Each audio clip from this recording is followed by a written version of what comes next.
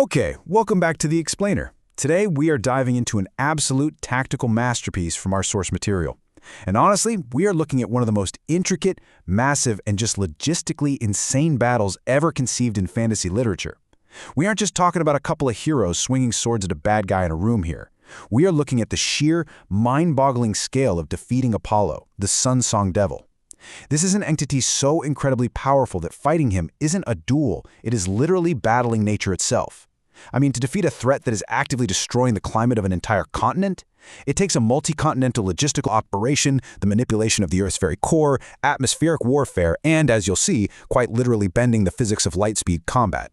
We've got a lot of ground to cover, so let's get right into it. Here's a quick look at our agenda for today. We'll start with the threat of Apollo, move on to healing the Earth, check out the atmospheric counterattack, explore the physics of light-speed combat, and finally finish up with the Dragon Saint Awakens. Starting with Section 1, the threat of Apollo, a walking climate disaster.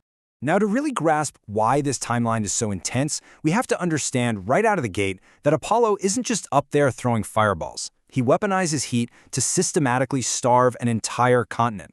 You know, when we think of a fantasy villain, we usually picture a tyrannical king, right? Or maybe a dark sorcerer. But Apollo is something entirely different. He is a general of the Black Dragon Soryu, and his very existence just completely obliterates the fertility of the soil.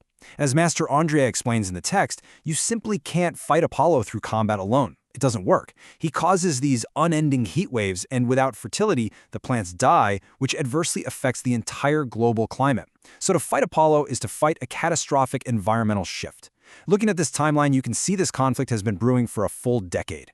10 years ago, Master Fencer fought Apollo for 2 agonizing years straight, barely, and I mean barely, winning in a pure battle of stamina. Then 5 years ago, Apollo completely changed his tactics. He lodged his flames deep into a dormant volcano to just quietly, slowly starve the land of life. Fast forward to just 3 weeks ago, a subterranean sabotage mission was finally initiated, which brings us to the present, this massive, explosive, atmospheric clash over Vung. Defeating him requires literally years of extreme, behind-the-scenes preparation. And looking at his strategic evolution, Apollo realized a pretty horrifying truth 10 years ago. While he was fighting Master Fencer, he noticed something. The land behind Fencer was actually regaining its fertility. Apollo realized right then and there that localized suffering, focusing all his immense power on crushing just one single foe, was actually highly inefficient. So instead of fighting a warrior who can resist him face to face, he decided to pull back. He retreated to a larger continent, embedded himself inside a volcano, and decided to cause massive, widespread devastation without any direct resistance.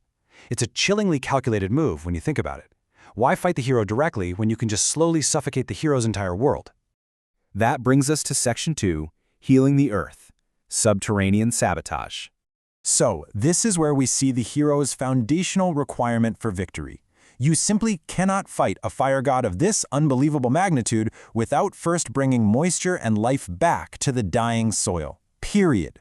Before a single punch is ever thrown up in the sky, a massive, covert war had to be waged underground. Just look at all these moving parts. First up, the boy Jason and the white elk Silas have to travel deep, deep into the bowels of the earth. When Apollo momentarily leaves the volcano, Jason uses his unique earth magic, which is known as his Gaia Psycho Rage, to dive straight into the core and reanimate the magma. He's literally turning the veins of the earth back from poison into flowing life. Meanwhile, up on the surface, Marina is frantically filling miles and miles of hand-dug trenches with water just to cool the boiling soil. At the exact same time all of this is happening, they sought out the tremendous tree, Yggdrasil, to acquire these special drought-resistant seeds. And finally, Jolan calls upon massive flocks of birds to eat and naturally disperse these seeds across the entire continent of Vung. It is just a stunning, brilliant display of environmental engineering on a continental scale. But here's the kicker about those seeds from Yggdrasil. They aren't just for growing food. As detailed in the source material, these specific earth-suturing seeds grow into trees with roots that penetrate incredibly deep. They spread out far and wide to hold the earth firmly together, acting almost like living medical sutures for the planet. It's an incredible tactical countermeasure designed specifically to slow down tectonic movement and prevent massive earthquakes. They are literally preparing the terrain itself to resist the seismic shockwaves of the upcoming battle. They are tying the planet together so it doesn't just shatter into pieces when the gods go to war. How cool is that? Moving right along to Section 3, the atmospheric counterattack, changing the weather. Okay, So with the underground secured and the soil finally cooled down, the tactical operation has to move from the dirt up into the sky. The Masters now have to launch a completely coordinated atmospheric assault to neutralize Apollo's home field advantage. See, Apollo is strongest in dry, blistering heat. Master Faisal realizes this and directs Bourne to execute a massive, really risky gamble. Because Jason successfully restored life and moisture into the soil down below, Master Faisal tells Bourne to use her Supreme Marine Psychourge, which is her ultimate water mastery, to absorb all that newly restored water right out of the ground and diffuse it directly into the dry, heated air. Bourne is acting as the magical linchpin here. She willingly burns through all the power of her current state to forcefully humidify the entire battlefield's atmosphere. Now, you might be wondering, why go through all that trouble just to make the air humid? Well, it's because of what comes next. Master Andrea calls upon the god weapon, Rai, who uses all that newly suspended moisture in the air to instantly generate a massive, terrifying thunderstorm. And this thunderstorm isn't just for dramatic effect or mood lighting, it is a deliberate, absolute tactical prerequisite. The thunder, the wind, and most importantly, the blinding flashes of lightning are specifically engineered to neutralize Apollo's overwhelming heat advantage and create crucial blind spots in his vision. I mean, they literally built an entire weather system from scratch just to level the playing field. Which brings us to Section 4, Physics of Light-Speed Combat, Master Colette's Strategy. Now that the stage is completely set, we shift gears into the actual combat mechanics. And let me tell you, this is where the source material gets into the fascinating, totally mind-bending physics of fighting an enemy who can move at the speed of light. It ties the basic laws of thermodynamics directly to kinetic movement. Apollo isn't just fast in the traditional sense. As he arrogantly explains to Master Fencer, all motion is a result of heat. Think about it. The processing of food, decay, growth, and even light itself, the fastest moving force in the universe, is created as a result of heat. Because Apollo is the ultimate embodiment of heat, he can actually drain it to create a zone of stasis around him. This allows him to move faster than sound, and incredibly, perhaps even faster than light. He is literally cloaking his presence with infinite speed. So the terrifying question becomes, how do you punch something you can't even perceive until after it has already hit you? Well, this is exactly where Master Colette steps in with an absolutely brilliant strategy to counter what she calls impact delay. It's a four-step process. First, Fencer and Khayyam must fly away from Apollo at their absolute top speed. This relative motion helps slow down their visual perception of Apollo as he chases them. Next, they intentionally alter their sense of time by focusing entirely on sight. Then comes the tricky part. Because Apollo is moving faster than light, there's a delay between when he actually strikes and when Fencer physically feels the impact. They have to mathematically calculate that exact microsecond delay in real time. Finally, using the storm's lightning that they created earlier to temporarily blind Apollo from above, they time their counterattack to land precisely at the mathematical point of actual impact, not where their eyes are currently telling them he is. It is literally combat by pure physics and mathematics. But let's be real, performing advanced physics calculations while getting beaten to a pulp at the speed of light, that is pretty much impossible for a single mind to handle. So, Master Colette unleashes her ultimate ability, which is hilariously named the Greatest Copyright Enforcer.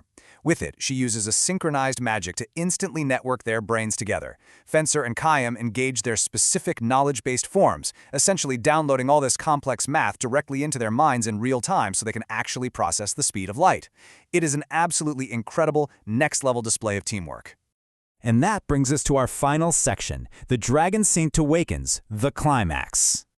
So all of this, the subterranean sabotage, the atmospheric engineering, the synchronized light-speed mathematics, it all sets up our epic climax.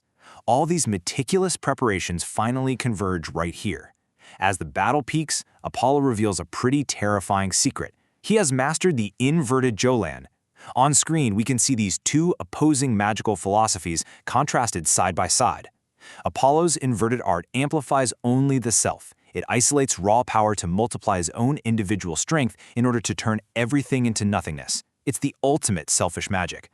But in stark contrast, the true Jolan art exists to fuse the thoughts, actions, abilities, and wills of many different individuals into one shared destiny.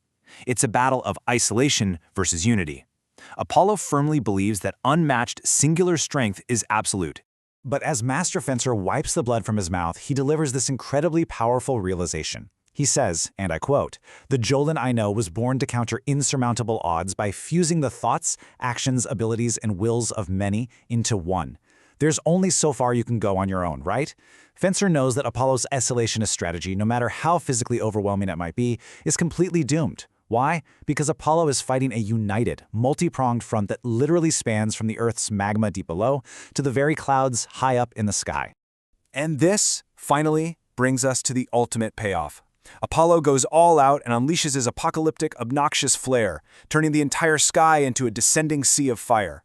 But through Hozek's connection to his predecessor, the heroes realize a standard combined attack just isn't going to cut it here.